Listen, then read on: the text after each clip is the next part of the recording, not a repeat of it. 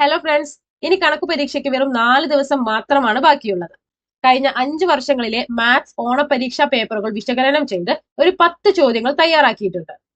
ഓരോ പാഠങ്ങളിൽ നിന്നും 3ഉം 4ഉം തവണ റിപ്പീറ്റഡ് ആയി വന്ന ആ 10 ചോദ്യങ്ങൾ 99% ഈ വർഷവും വരാൻ സാധ്യതയുള്ള ചോദ്യങ്ങളാണ്. ഓരോ പാഠങ്ങളിൽ നിന്നും ഏറ്റവും കൂടുതൽ റിപ്പീറ്റഡ് ആയി ചോദിച്ച 2 ചോദ്യങ്ങൾ വീതമാണ് തയ്യാറാക്കിയിട്ടുള്ളത്. Numbers from 1 to 10 are written on slips of paper and put it in a box. അതായത് ഇവിടെ നമുക്കൊരു ബോക്സ് തന്നിട്ടുണ്ട്. ഈ ബോക്സിൽ 10 സ്ലിപ്പുകൾ ഉണ്ട്. 1, 2, 3, 4, 5, 6, 7, 8, 9, 10 ഇങ്ങനെ 10 നമ്പേഴ്സ് എഴുതിയ 10 സ്ലിപ്പുകൾ ഉണ്ട്. ഓക്കെ, ഇനി നമ്മളോട് കണ്ടുപിടിക്കാൻ പറഞ്ഞിട്ടുള്ളത് ഒരു പ്രൈം നമ്പർ, അതുപോലെ മൾട്ടിപ്പിൾ ഓഫ് 3 3ന്റെ ഗുണിതം, പെർഫെക്റ്റ് സ്ക്വയർ പൂർണ്ണവർഗം, ഓഡ് നമ്പർ ഒറ്റക്ക സംഖ്യ ഇവയൊക്കെ കിട്ടാനുള്ള സാധ്യതയാണ് കാണാനായിട്ട് പറഞ്ഞിട്ടുള്ളത്. നമുക്കറിയാം പ്രോബബിലിറ്റി അഥവാ സാധ്യത കാണാനുള്ള ഇക്വേഷൻ നമ്മൾ പഠിച്ചിട്ടുള്ളത് എന്താണ്? Probability equal to number of favourable event അഥവാ അനുകൂലമായ സംഭവങ്ങളുടെ എണ്ണം, number of favourable events divided by total number of events ആകെയുള്ള സംഭവങ്ങളുടെ എണ്ണം.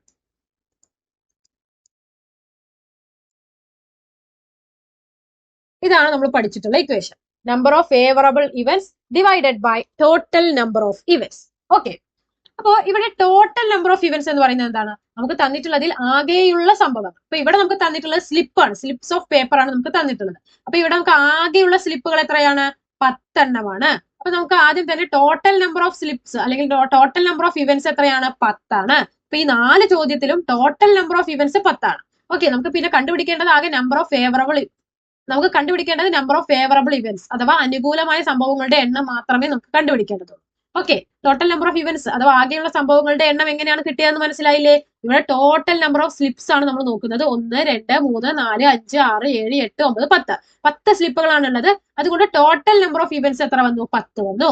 ഇനി നമുക്ക് ഓരോ ചോദ്യങ്ങൾ വീതം ആൻസർ ചെയ്യാം. ആദ്യത്തെ ചോദ്യം എന്താണ്? What is the probability of getting A prime number? ഒരു അഭാജ്യ സംഖ്യ കിട്ടാനുള്ള സാധ്യത. അതായത് ഈ ബോക്സിൽ നിന്ന് നമ്മൾ ഒരു സ്ലിപ്പ് എടുക്കുകയാണ്. ആ സ്ലിപ്പ് ഒരു അഭാജ്യ സംഖ്യയാവാനുള്ള സാധ്യത P of prime number. Okay, ഇതിന്റെ ഉത്തരം എങ്ങനെയാണ് എഴുതുക? Number of favourable events. ഇവിടെ ഫേവറബിൾ ഇവന്റ്സ് എന്ന് പറയുന്നത് എന്താണ്? നമ്പർ ഓഫ് പ്രൈം നമ്പേഴ്സ്, അഭാജ്യ സംഖ്യകളുടെ എണ്ണം divided by total number of events, അതായത് എൻ ഓഫ് ടോട്ടൽ എന്ന് നമുക്ക് എഴുതാം ഷോർട്ട് ആയിട്ട്. ഓക്കെ, ഇനി N of prime numbers. Prime numbers അല്ലെങ്കിൽ അഭാജ്യ സംഖ്യകളുടെ എണ്ണം കണ്ടുപിടിക്കണം. നമുക്കറിയാം ഏതൊക്കെയാണ് അഭാജ്യ സംഖ്യകൾ അല്ലെങ്കിൽ പ്രൈം നമ്പേഴ്സ് എന്ന് പറയുന്നത്. 2, 3, 5, 7 ഓക്കെ, എന്നിവയാണ് 10ന്റെ താഴെയുള്ള അഭാജ്യ സംഖ്യകൾ. 2, 3, 5, 7 എന്താണ് ഈ പ്രൈം നമ്പേഴ്സ് അല്ലെങ്കിൽ അഭാജ്യ സംഖ്യകൾ എന്ന് പറയുന്നത്? ആ നമ്പേഴ്സുകളെ ആ നമ്പർ കൊണ്ടോ അല്ലെങ്കിൽ ഒന്നുകൊണ്ടോ മാത്രമേ നമുക്ക് ഹരിക്കാൻ കഴിയുകയുള്ളൂ. ഓക്കെ, അങ്ങനെയുള്ള നമ്പേഴ്സിനെയാണ് നമ്മൾ പ്രൈം നമ്പേഴ്സ് എന്ന് പറയുന്നത്. ഏതൊക്കെയാണ് അപ്പൊ പ്രൈം നമ്പേഴ്സ്? 2, 3, 5, 7. അപ്പൊ 10ന്റെ താഴെ എത്ര പ്രൈം നമ്പേഴ്സ് ഉണ്ട്? 1, 2, 3, 4 prime numbers. So N of prime numbers അല്ലെങ്കിൽ നമ്പർ ഓഫ് പ്രൈം നമ്പേഴ്സ് അല്ലെങ്കിൽ അഭാജ്യ സംഖ്യകളുടെ എണ്ണം എത്രയാ? 4 divided by total number of events എത്രയാണ്? ടോട്ടൽ സ്ലിപ്പുകളുടെ എണ്ണം 10. അപ്പൊ ഉത്തരം പ്രൈം നമ്പർ കിട്ടാനുള്ള സാധ്യത എത്രയാ? 4/10. രണ്ടാമത്തെ ചോദ്യം, probability of getting a multiple of 3 3ന്റെ ഗുണിതം കിട്ടാനുള്ള സാധ്യത. Probability of getting multiple of 3 3ന്റെ ഗുണിതം കിട്ടാനുള്ള സാധ്യത നമുക്ക് ഇക്വേഷൻ പ്രകാരം എങ്ങനെ എഴുതാം? എൻ ഓഫ് മൾട്ടിപ്പിൾ ഓഫ് 3 3ന്റെ ഗുണിതങ്ങളുടെ എണ്ണം divided by N of total number of slips ആകെയുള്ള സ്ലിപ്പുകളുടെ എണ്ണം. ഇനി മൾട്ടിപ്പിൾ ഓഫ് 3 എന്ന് പറയുന്നത് എന്താണ്? 3ന്റെ മൾട്ടിപ്ലിക്കേഷൻ ടേബിൾ അറിയില്ലേ?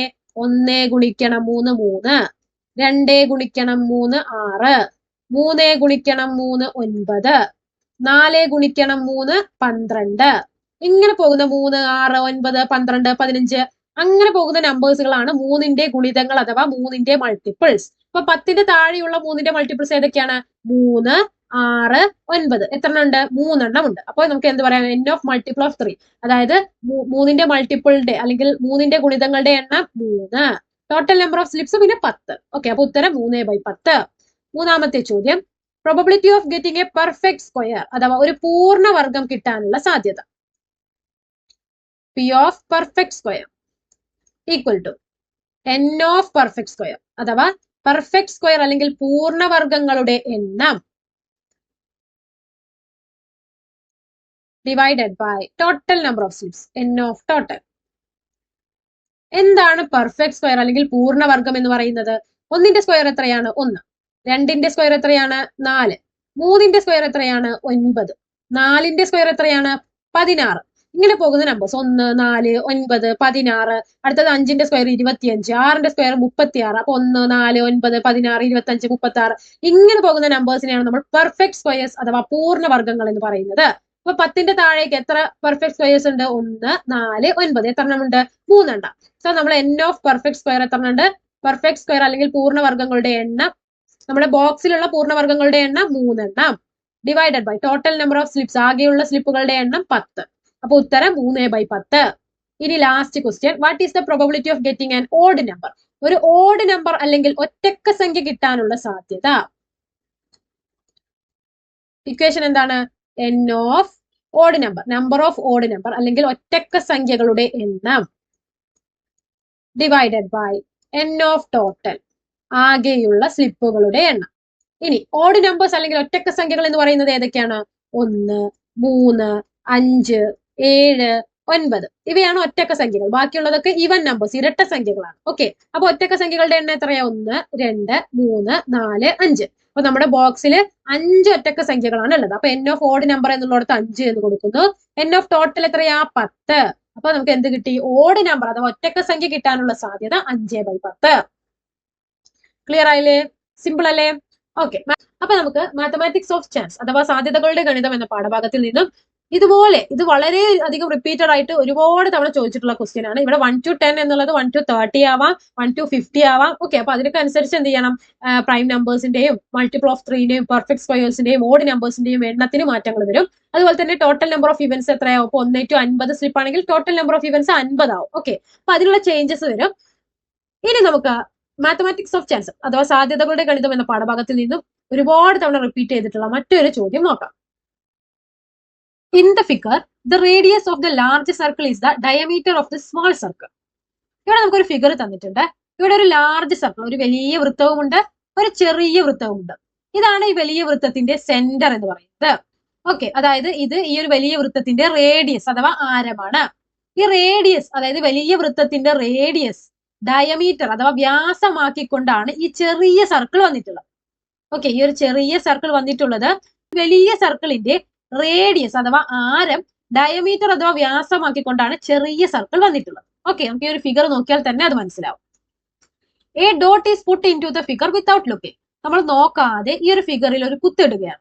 ആ കുത്ത് ഈ ഷെയ്ഡഡ് റീജിയനിൽ വരാനുള്ള സാധ്യത. ഇവിടെ ഷെയ്ഡ് ചെയ്തിട്ടുള്ളത് ഏതാണ്? ഈ സ്മോൾ സർക്കിൾ ആണ് ഷെയ്ഡ് ചെയ്തിട്ടുള്ളത്. ഈ ചെറിയ വൃത്തമാണ് ഷെയ്ഡ് ചെയ്തിട്ടുള്ളത്. ഈ ഒരു ഷെയ്ഡ് ചെയ്ത ഭാഗത്താകാനുള്ള സാധ്യത, അതായത് ഈ ഒരു സ്മോൾ സർക്കിളിൽ ആ കുത്ത് വീഴാനുള്ള സാധ്യതയാണ് നമുക്ക് കണ്ടുപിടിക്കേണ്ടത്. ഓക്കെ, നേരത്തെ പ്രോബ്ലത്തിൽ നമ്മൾ സാധാ ഒരു പ്രോബബിലിറ്റി ക്വസ്റ്റ്യൻ ആണ് സോൾവ് ചെയ്തത്. ഇനി ഇതുപോലെ ഫിഗേഴ്സ് വന്നിട്ട് പ്രോബബിലിറ്റി കണ്ടുപിടിക്കാൻ പറയുമ്പോൾ അത് ജിയോമെട്രിക് പ്രോബബിലിറ്റി അഥവാ ജ്യാമിതീയ സാധ്യത എന്ന ഭാഗത്ത് വരുന്ന ചോദ്യങ്ങളാണ്. ഓക്കെ, ജിയോമെട്രിക് പ്രോബബിലിറ്റി അഥവാ ജ്യാമിതീയ സാധ്യത എന്ന ഭാഗത്ത് വരുന്ന ചോദ്യങ്ങളാണ് അത്. ഓക്കെ, ഇതുപോലെ ഫിഗേഴ്സ് വന്നിട്ട് നമ്മളോട് ചോദിക്കുന്നത്. ഓക്കെ, ജിയോമെട്രിക് പ്രോബബിലിറ്റിയിൽ പ്രോബബിലിറ്റി കാണാനുള്ള ഇക്വേഷൻ എന്താണ്?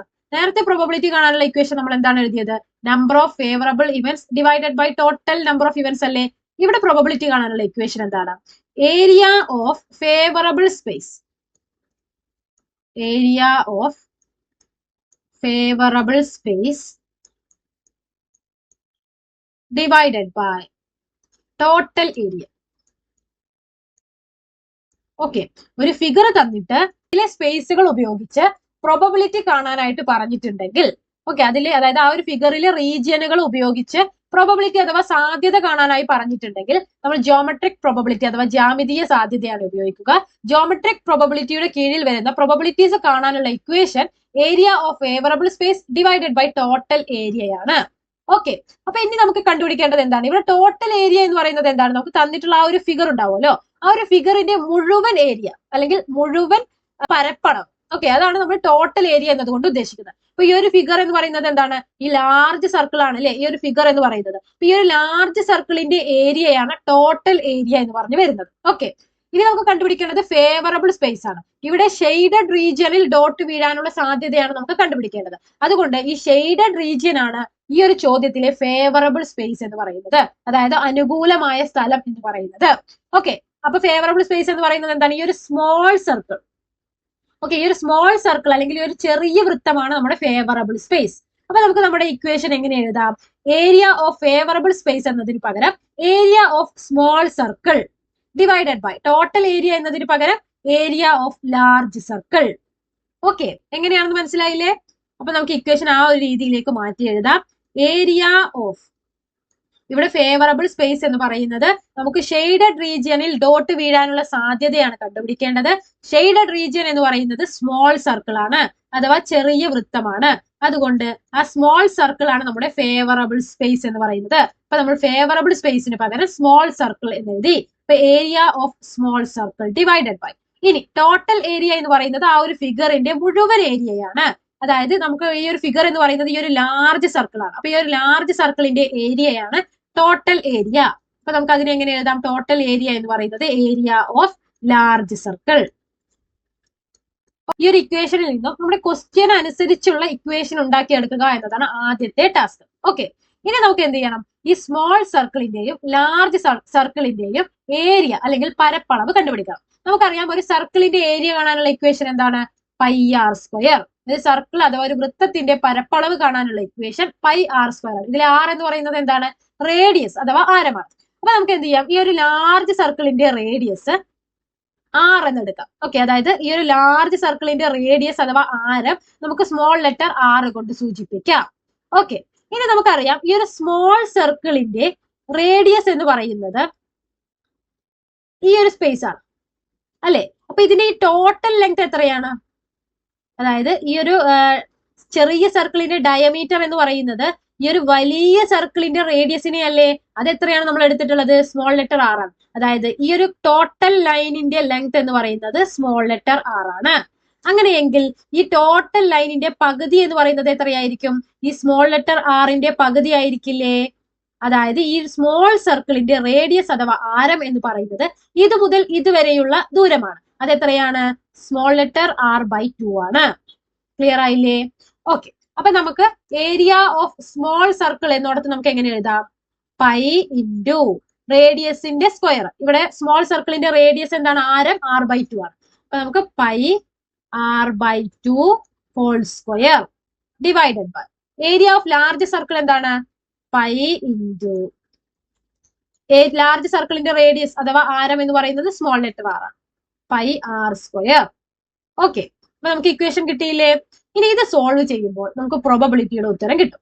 ഇതെങ്ങനെയാണ് സോൾവ് ചെയ്യുക? പൈ അതുപോലെ എഴുതുന്നു. ഈ ആർ ബൈ 2 ഹോൾ സ്ക്വയറിനെ നമുക്ക് എന്ത് ചെയ്യാം? സെപ്പറേറ്റ് ചെയ്ത് കൊടുക്കാം. ആറിന്റെ സ്ക്വയർ എന്ത് വരും? R square. 2ന്റെ സ്ക്വയർ എന്ത് വരും? 4 whole divided by pi R square. ഇനി ഇതിനെ നമുക്ക് കാൽക്കുലേഷന്റെ എളുപ്പത്തിന് വേണ്ടി എങ്ങനെ എഴുതാം? പൈ ആർ സ്ക്വയർ ബൈ 4 അതുപോലെ എഴുതുന്നു. ഈ ഹോൾ ഡിവൈഡഡ് ബൈ എന്നുള്ളത് നമുക്ക് ഈ ഒരു രീതിയിൽ ഡിവൈഡഡ് ബൈ എന്ന് എഴുതാം. Pi R square. അപ്പൊ pi R square by 4 divided by pi R square. ഇനി നമുക്ക് ഈ ഒരു ഡിവിഷൻ മാറ്റി ഇത് മൾട്ടിപ്ലിക്കേഷൻ ആക്കണം. അതായത് ഈ ഒരു ഹരണം മാറ്റി അത് ഗുണനമാക്കണം. കാരണം ഇങ്ങനെ ഒരു ഇത് വന്നു കഴിഞ്ഞാൽ നമുക്ക് ഇത് സോൾവ് ചെയ്യാൻ ഇനി എന്തില്ല ഒരു സ്റ്റെപ്പും ഇല്ല. അപ്പൊ നമുക്ക് മറ്റൊരു മാർഗം എന്താണ്? ഈ ഒരു ഡിവിഷനെ നമുക്ക് എന്ത് ചെയ്യാം? മൾട്ടിപ്ലിക്കേഷൻ ആക്കുക, അല്ലെങ്കിൽ ഈ ഒരു ഹരണത്തെ ഗുണനമാക്കുക എന്നതാണ് ഇനി നമുക്ക് ചെയ്യാൻ അവിടെയുള്ള ഒരു സ്റ്റെപ്പ്. അപ്പൊ നമുക്ക് പൈ ആർ സ്ക്വയർ ബൈ 4 നമ്മൾ അതുപോലെ എഴുതുന്നു. ഈ ഹരണം നമ്മൾ ഗുണനമാക്കുന്നു. ഈ ഹരണം ഗുണനമാക്കി കഴിഞ്ഞാൽ അതിന്റെ നെക്സ്റ്റ് വരുന്ന ടേമിന് നമ്മൾ ഒരു ചെറിയ ചേഞ്ച് വരുത്തണം. എന്താണ് ആ ചേഞ്ച്? അതായത് അതിന്റെ റെസിപ്രോക്കൽ അഥവാ വ്യുൽക്രമം എടുക്കണം. അതായത് പൈ ആർ സ്ക്വയർ ബൈ 1 ആണെങ്കിൽ നമ്മൾ അതിനെ 1 ബൈ പൈ ആർ സ്ക്വയർ എന്ന് എടുക്കണം. ഓക്കെ, അപ്പൊ നമ്മൾ ഇവിടെ ഹരണം ഗുണനമാക്കുന്ന സമയത്ത് നമ്മൾ ഈ ഒരു ഇക്വേഷനിൽ വരുത്തേണ്ട ചേഞ്ച് എന്താണ്? ആ ഹരണം ഗുണനമാക്കുന്ന സമയത്ത് ഹരണം കഴിഞ്ഞു വരുന്ന ആ ടേമിന്റെ റെസിപ്രോക്കൽ അഥവാ വ്യുൽക്രമം എടുക്കണം. പൈ ആർ സ്ക്വയർ ബൈ 1 ആണെങ്കിൽ അതിനെ 1 ബൈ പൈ ആർ സ്ക്വയർ എന്ന് എടുക്കണം. ഇനി ഈ പൈ ആർ സ്ക്വയറും ക്യാൻസൽ ചെയ്തോടെ, കാരണം ന്യൂമറേറ്ററിലും ഡിനോമിനേറ്ററിലും ഒരുപോലെ വരുന്ന സംഖ്യകൾ നമുക്ക് ക്യാൻസൽ ചെയ്യാം. അപ്പൊ പൈ ആർ സ്ക്വയറും ക്യാൻസൽ ചെയ്തു. ബാക്കി എന്താണ്? മുകളിൽ 1 ഉണ്ട്, അടിയിലോ 4 ഉണ്ട്. 1 ബൈ 4. അതായത് ഈ ഒരു ഫിഗറിലെ ഈ ചെറിയ സർക്കിളിൽ ഡോട്ട് വീഴാനുള്ള സാധ്യത 1 ബൈ 4 ആണ്. ക്ലിയർ ആയില്ലേ? സിമ്പിൾ അല്ലേ? ഓക്കെ, അപ്പൊ നമ്മൾ ഇതുപോലെ ഒരു ഫിഗർ നിങ്ങൾക്ക് വ്യത്യാസപ്പെടുത്തിയായിരിക്കും തരിക. അപ്പൊ നമ്മൾ ആദ്യം കണ്ടുപിടിക്കേണ്ടത് ടോട്ടൽ ഏരിയ, അതായത് ആ ഒരു ഫിഗറിന്റെ മുഴുവൻ ഏരിയ. അപ്പൊ ഇവിടെ കംപ്ലീറ്റ് നമുക്ക് തന്നിട്ടുള്ളത് ഒരു റെക്ടാംഗിൾ ആണെങ്കിൽ ആ ഒരു റെക്ടാംഗിളിന്റെ ഏരിയ, ഒരു ട്രയാംഗിൾ ആണെങ്കിൽ ആ ഒരു ട്രയാംഗിളിന്റെ ഏരിയ കണ്ടുപിടിക്കണം. രണ്ടാമതായി നമ്മൾ കണ്ടുപിടിക്കേണ്ടത് ഫേവറബിൾ സ്പേസ് ഏതാണെന്ന് മനസ്സിലാക്കണം. അതായത് നമുക്കിങ്ങനെ ഷെയ്ഡഡ് റീജിയൻ എന്നൊക്കെ പറഞ്ഞ് തന്നിട്ടുണ്ടാവും. അപ്പൊ ആ ഒരു ഫേവറബിൾ സ്പേസ് ഏതാണെന്ന് കണ്ടുപിടിച്ച് നമ്മുടെ ഈ ഒരു ഇക്വേഷൻ ഈ ഒരു രീതിയിലാക്കണം. അതിനുശേഷം നമ്മൾ രണ്ടിന്റെയും, അതായത് ടോട്ടൽ ഏരിയയും നമ്മുടെ ഷെയ്ഡഡ് റീജിയന്റെ ഏരിയയും കണ്ടുപിടിക്കുന്നു. ഷെയ്ഡഡ് റീജിയന്റെ ഏരിയ മുകളിൽ എഴുതുന്നു, ടോട്ടൽ ഏരിയ അടിയിൽ എഴുതുന്നു. അത് ചിലപ്പോൾ സോൾവ് ചെയ്യേണ്ടി വരും, ചിലപ്പോൾ നമുക്ക് ഡയറക്റ്റ് ആയിട്ട് ഏരിയ തന്നിട്ടുണ്ടാവും. അപ്പൊ നമുക്ക് ഡയറക്റ്റ് ആയിട്ട് അത് ഇട്ട് കൊടുത്ത് അത് നമുക്ക് സോൾവ് ചെയ്ത് കഴിഞ്ഞാൽ ഉത്തരം കിട്ടും. സിമ്പിൾ അല്ലേ?